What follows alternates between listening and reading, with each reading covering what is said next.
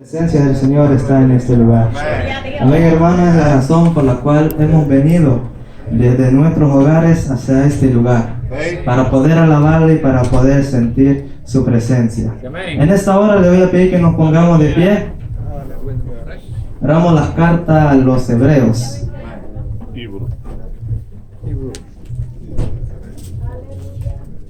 Alabado Dios. Santo. Amén. Carta a los Hebreos, capítulo número 2. Amén. Tenemos agua ahí para Santo. Sea el Señor bendiciendo a toda la congregación presente, a los jóvenes que están aquí al frente y también a todos. Amén. Hebreos, capítulo 2. Aleluya. Amén.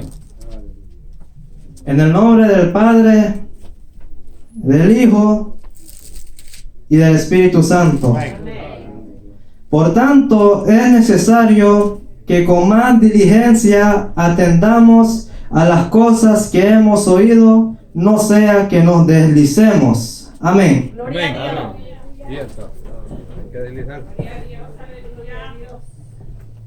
Aleluya. Mensaje bien claro en esta hora. Amén. Por tanto, hay una necesidad que con más diligencia, Amén. con más cuidado, con más precaución, que atendamos a las cosas que hemos oído Amén. y no sea que nos deslicemos. Amén. Tema: cuidado con la D. Con la D. Van a ver al transcurso de la predicación qué es lo que es esta D. Amén. Pero si hablamos de un cuidado con la D, si solo miento la palabra D, Amén. todo el mundo va a pensar, o la mayoría de gente, sea cristiana o no, siempre va a estar pensando en esa letra, la cuarta letra de nuestro alfabeto, nuestro abecedario, Amén. que es la D, que viene después de la A, la B, la C, y ahí viene la D. Amén. Pero ¿cuál es el cuidado como cristiano que tenemos que tener con esta letra? Amén. Bueno, esta letra es bien importante. Primeramente, hay un cuidado que me he fijado que no todos tenemos, y es el cuidado de la D minúscula y de la D mayúscula en el nombre de Dios. Amén. Por ejemplo, cuando se nos referimos a nuestro Dios Santo, a nuestro Padre, tenemos que escribir Dios con una D grande, con una D mayúscula. Amén. Pero sin embargo, a veces mucha gente al hablar de Dios ponen una D pequeña, una D minúscula. Y esa no es la buena manera de escribir el nombre de nuestro Dios. Y otros hasta van más allá. Ellos dicen que en el nombre de Dios ponen todas las letras grandes. Ponen todo, por ejemplo, cuando es Dios, Cristo o Señor, cuando se refiere a nuestro Dios, todas las letras están en letras mayúsculas. Pero vemos la importancia, pero nosotros en nuestra Biblia vemos que la importancia es de esa primera letra. Que cuando se refiere a nuestro Dios, que tiene que ser grande. Porque en la Biblia también habla de Dios, pero con D minúscula. Se habla en varias ocasiones. Primeramente, como dice, el Dios de este siglo. Pero que ese es una forma burlesca para aquel al cual se le da ese nombre. Y el Dios de este siglo es aquel que ha cegado los entendimientos para que la gente no venga a reconocer cuál es el sacrificio de nuestro Señor Jesucristo. Para que no venga a reconocer cuál es la verdad que hay detrás de esta vida, cuál es el evangelio que hay detrás. Por lo cual se le dice Dios de este siglo, pero una forma burlesca. En otra ocasión también se le habla de un siervo de Dios que iba a ser Dios, pero que se nos dice: te voy a hacer Dios para Faraón. O sea que aquí usted ve que Jehová le había dicho esto a Moisés: te voy a hacer Dios para Faraón. Pero que ahí cuando se le dice a Moisés, no está Dios con una D mayúscula, está Dios con una D minúscula. Pero sería una forma burlesca para Moisés eso, de ninguna manera. Aquí se refería a Dios para Faraón, por la cual razón es porque el Faraón en su tierra era un dios o un semidios. Entonces ahí Jehová iba a demostrar todo su poder por medio de Moisés, por medio de Aarón, por medio de las plagas que iban a llegar. Y eso iba a ser como que Moisés fuera un dios, pero de una forma burlesca para Faraón. Y por esa razón se nos dice también el cuidado de ese D. Porque se nos habla de Dios con D minúscula, el cual no es nuestro Dios, el cual nosotros honramos. Pero el Dios con D mayúscula, ese sí es el Dios. Con D mayúscula es el Dios con el cual nosotros le honramos, con el Dios con el cual nosotros queremos alabarle, queremos bendecirle. Pero aquí, ¿qué nos dice este versículo? Porque aquí en la introducción que yo he dado, no es eso lo que dice en el versículo, ¿verdad? Porque dice, por tanto, es necesario que con más diligencia atendamos a las cosas que hemos oído, no sea que no deslicemos. Santo. O sea, tenemos que tener cuidado con algunas cosas para que no nos provoquen ese deslizo. Y en esta hora quisiera ser un poco breve porque yo quiero escuchar al pueblo testificar en esta hora. Así que para que tengamos tiempo suficiente para que todos testifiquen, vamos a ser un poco breve. Pero por favor, pongan atención a la palabra del Señor. Porque dice, es necesario que atendamos las cosas que hemos oído. ¿Y qué es lo que estamos haciendo? Estamos escuchando en esta hora lo que el Señor nos quiere decir. Entonces aquí nos dice, con más diligencia. Pero ¿cuál es este cuidado con la ley que tenemos que tener? Primeramente tenemos el cuidado de la desnutrición. Tenemos aquí, por ejemplo, porque aquí nos dice las cosas que hemos oído. Y cuando se nos habla de algo oído, no es cualquier cosa, no es cualquier chiste, no es cualquier fábula que nosotros oímos a diario, no es el diario, sino que es la palabra del Señor que día tras día nos viene hablando a nuestra mente, sea por el oído o sea por la vista, si leemos la palabra del Señor. Entonces aquí vemos la importancia de oír, de leer. Bueno, en muchos casos, porque en aquellos tiempos se creía que no toda la gente sabía leer, entonces decían oír.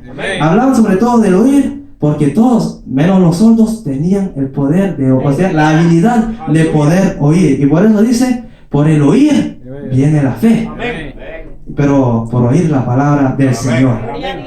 Entonces en la Biblia vemos ejemplos de gente que cuando venía la palabra del Señor, ahí estaban cerquita preguntando, ¿y cuál es la palabra que el Señor tiene para mí hoy este día? ¿Cuál es la palabra que el Señor tiene para nosotros en este día? Pero que había otros que le escuchaban y como que sin nada. Pero que había un joven que se había crecido en la casa de un sacerdote que él se dice que cuando él crecía, él no dejaba caer ninguna palabra a tierra.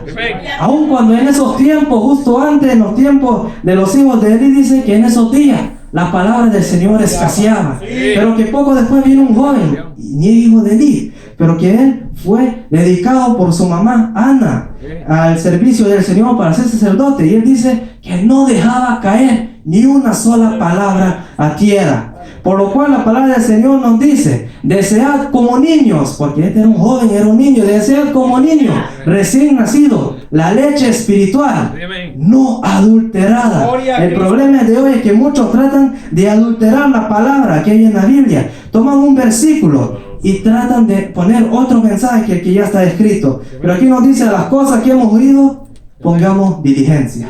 Por el cual aún el apóstol Pablo dice, oírlo todo, examinarlo todo y tomar lo bueno. Entonces nos dice también, desead como niño recién nacido la leche espiritual no adulterada para que podáis crecer. Pero el problema es que después un niño tiene su etapa de crecimiento.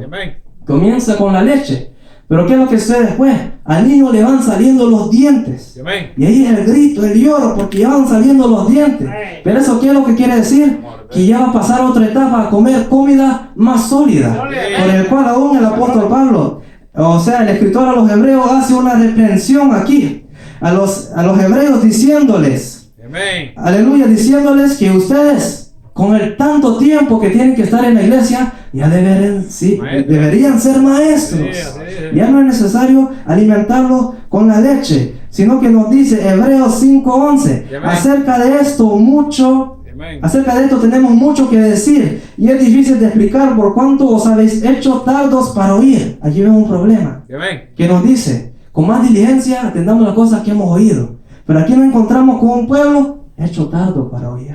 Y nos dice, porque debiendo ya ser maestro, después de tanto tiempo, tenéis necesidad que se os vuelva a enseñar cuáles son los primeros rudimentos de la palabra del Señor. Y habéis llegado a ser tales que tenéis necesidad de leche y no de alimento sólido. Entonces va a haber un momento en que la leche espiritual no adulterada es la que tenemos que anhelar, pero que va a haber un momento en que ya va a haber un crecimiento y es necesario un alimento un poco más sólido. Y todo aquel que participa de la leche es inexperto en la palabra de justicia porque es niño, pero el alimento sólido es para los que han alcanzado madurez, para los que por el uso tienen los sentidos ejercitados en el discernimiento del bien y del mal. ¿Para qué sirve esta leche o estos alimentos sólidos? Para nutrirnos primeramente, pero uno de los resultados aquí dice, para tener un buen discernimiento de lo que es lo bueno y de lo que es lo malo. Porque hoy en día, lo bueno es lo malo y lo malo es lo bueno. Lo negro es lo blanco es lo negro. Entonces, pero que llega un momento en que tenemos que saber cuáles son las cosas que son buenas para nosotros y cuáles son malas para nosotros. Y por esa razón hay necesidad de nutrirnos de la palabra del Señor. Así también como es necesario nutrirnos en la manera física, en la manera material, así también nuestra alma necesita el ser nutrido por la palabra del Señor. El profeta Amós vio que venían tiempos, porque dice, vendrán tiempos en que dice Jehová, que derramaré hambruna en la tierra, pero no hambre de carne, de huevos, de salchichas, no, sino hambre de la palabra, hambre y sed de justicia. Porque llegará un tiempo en que la palabra del Señor ya no será predicada, pero que se nos dice que habrá siempre gente dispuesta a saber cuál es la verdad, cuál es lo que Dios demanda de todos aquellos. Por el cual nos dice primero, cuidado con la desnutrición, a las cosas que hemos oído. ¿Qué es lo que produce cuando un pueblo está desnutrido? No quiere oír. Para el pueblo desnutrido ya no quiere ayunar, ya no quiere vigilar, ya no quiere orar ni para despertar, ni para acostarnos, ni antes de comer tampoco va a querer orar. El pueblo del Señor que está desnutrido. Entonces nos dice, vendrán tiempos en que quieran escuchar la palabra del Señor. Sintámonos dichosos de estar en estos lugares donde tenemos la dicha, en que nos vienen a predicar nuestro pastor, nuestro copastor, sobre toda esa doctrina. Es la que alimenta más, aún todavía más. Entonces, cuando vengamos a estos lugares, vengamos con el propósito de nutrir nuestra alma.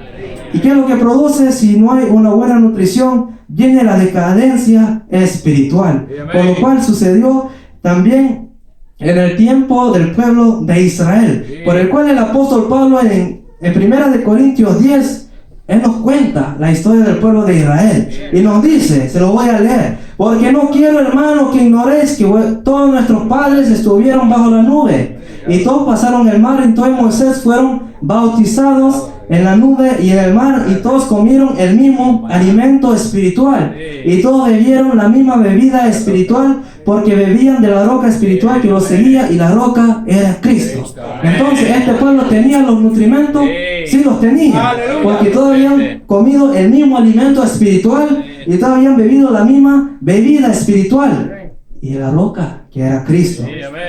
Pero de los demás de ellos no se agradó Dios, por lo que sucedió, quedaron postrados en el desierto. Mas estas cosas sucedieron como ejemplo para nosotros, para que no codiciemos cosas malas como ellos codiciaron, ni seamos idólatras como algunos de ellos, porque se dice, se sentó el pueblo a comer y a beber, a tener el nutrimento, y cuando se levantó a jugar. Ni forniquemos como algunos de ellos, y cayeron en un día 23,000. Ni tentemos al Señor como también algunos de ellos le tentaron y perecieron por la serpiente. Ni murmuréis como algunos de ellos murmuraron y perecieron por el destructor.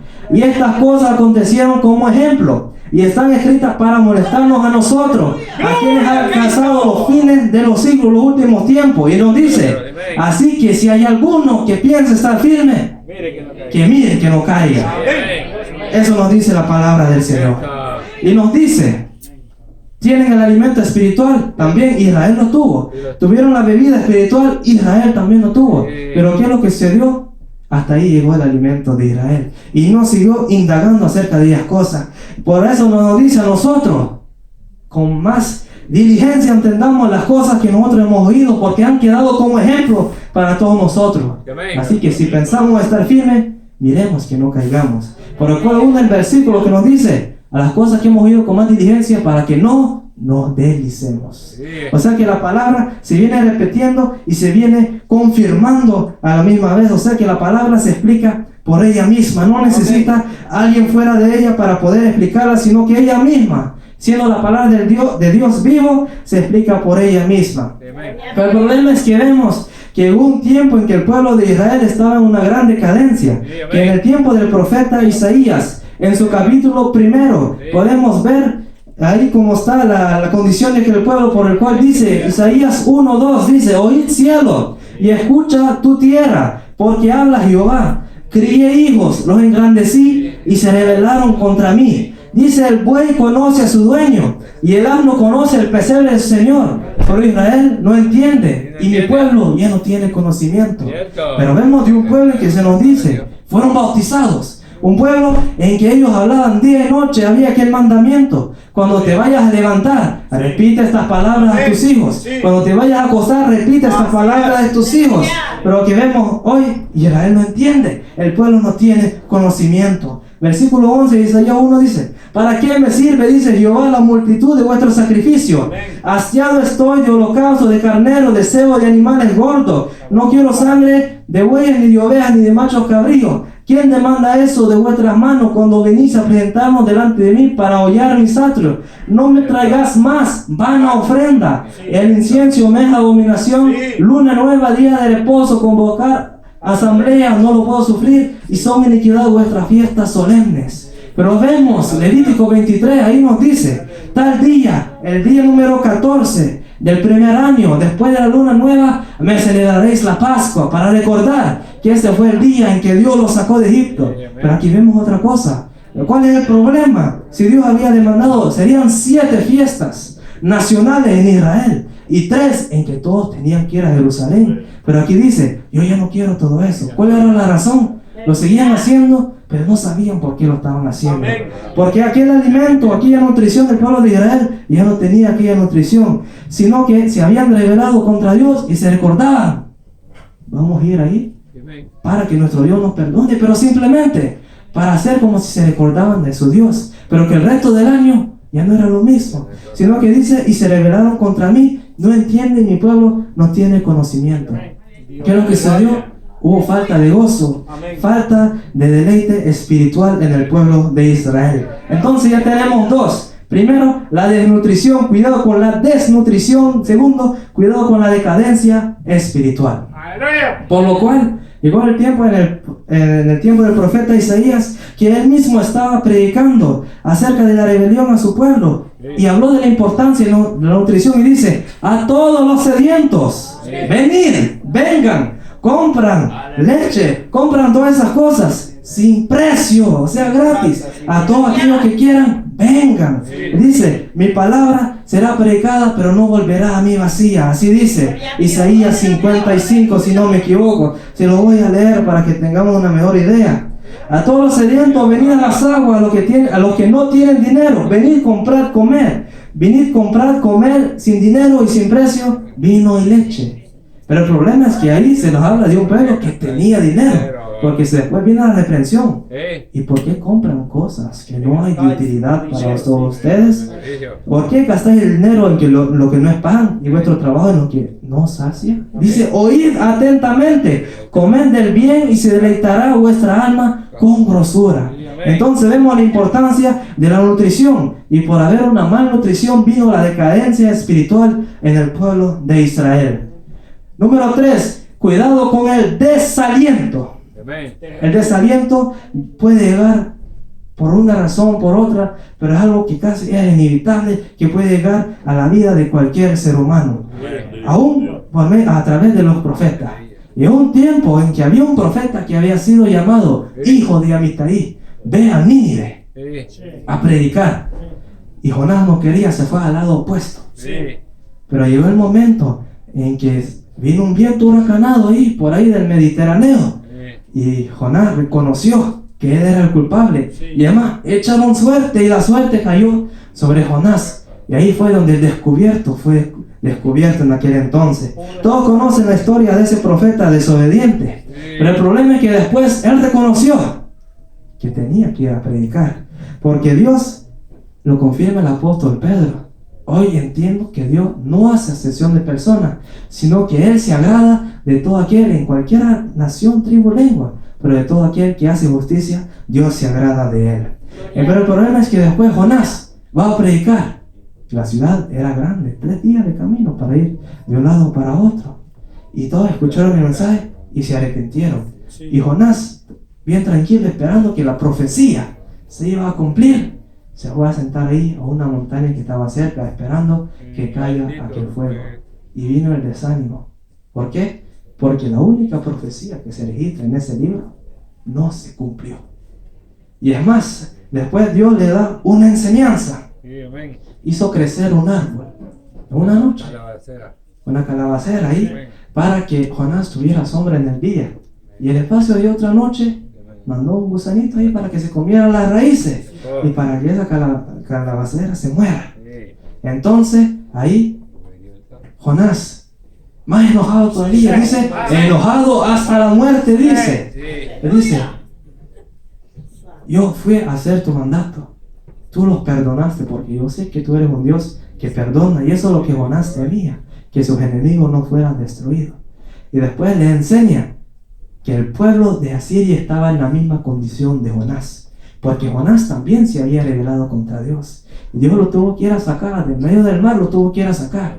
Pero que después, cuando Dios usa de misericordia con el pueblo de Nínive, con el pueblo de Asiria, Jonás no entendía que él estaba en la misma situación unos días antes. Por el cual termina ahí ese libro como una paradoja, termina en una pregunta simplemente que no es contestada.